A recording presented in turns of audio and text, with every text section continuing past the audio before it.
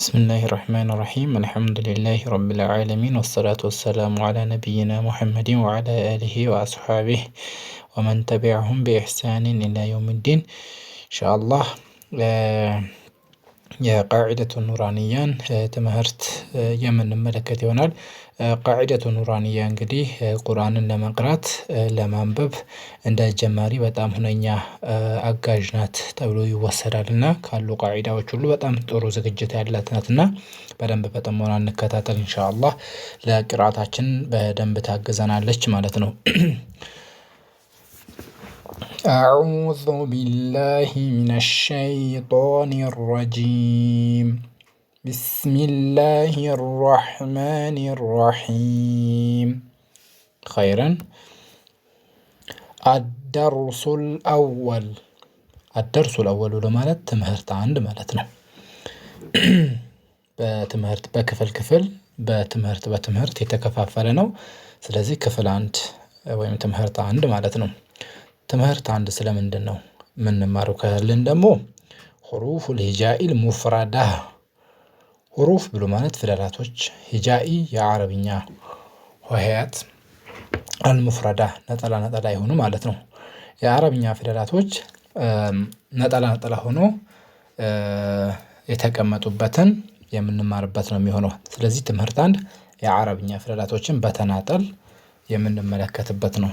ጠይብ ከመጀመሪያው ስንጀምር አነባበቡን በደንብ አዳምጡ። አሊፍ አያችሁ፣ አሊፍ እንጂ አሊፍ ተብሎ አይሳብም። ከላይ ያለው እዚህ ቦታ በቀይ የተጻፈው አነባበቡ ነው የሚጠቅመን።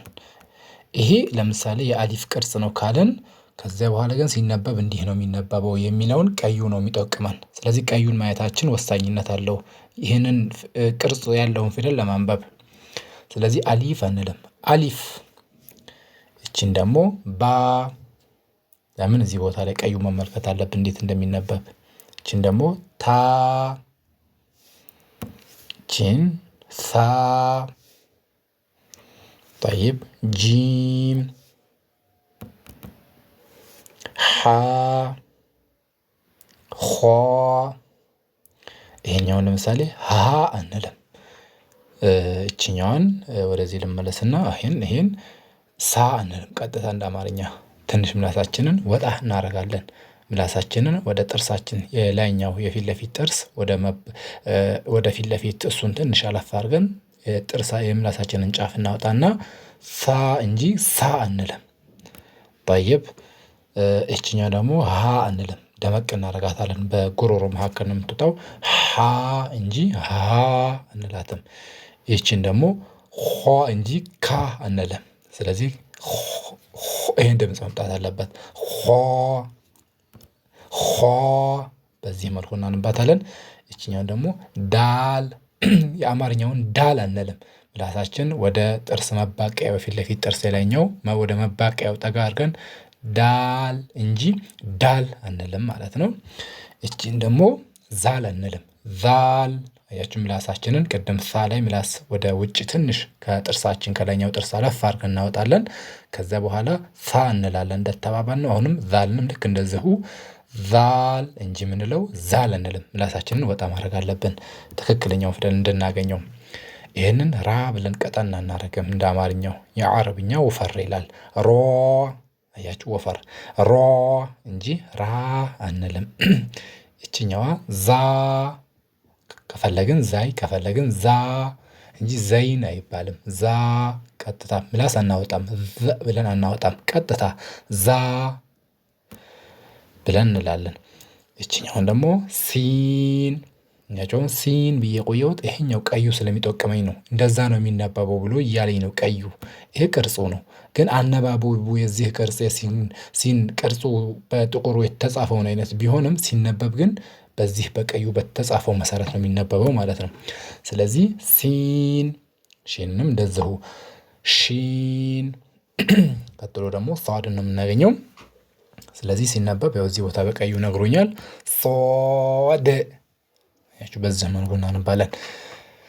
ሳድ አንልም፣ አናቀጥንም። ወፈር አድርገን ሶድ እንላለን።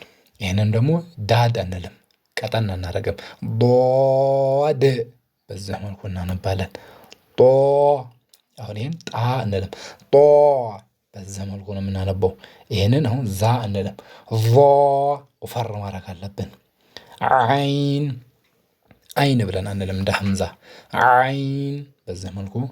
ሆይን ገይን አንልም እንደ አማርኛው በዚህ መልኩ ሆይን በዚህ መልኩ እናነባለን። ፋ ቆፍ አሁን ቃፍ አንልም ቆፍ ወፈር አድርገን።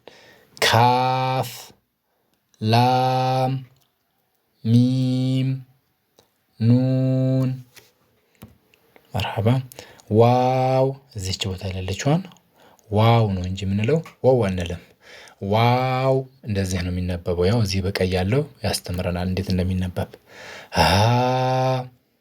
ሀምዛ ያ ያ እዚህ ቦታ ላይ ሁለቱም ያ ናቸው።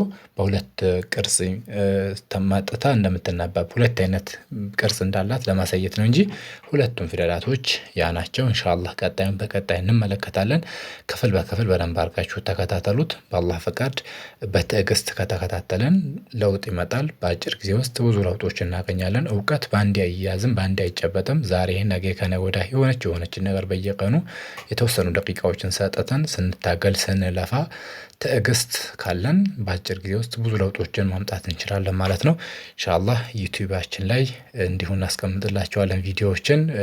ቲክቶክ አካውንታችንም ላይ አልሚስክ ኦንላይን መድረሳ ላይ ታገኙናላችሁ። ቲክቶካችን ላይ ኮፒ ሊንክ ሼር እያደረጋችሁ ዩቲዩባችንም ላይ ደግሞ ሰብስክራይብ እያደረጋችሁ ኢንሻአላህ ብትከታተሉን እንላለን። ወጀዛኩሙላሁ ኸይራን። هذا وصلى الله وسلم على نبينا محمد وعلى آله وأصحابه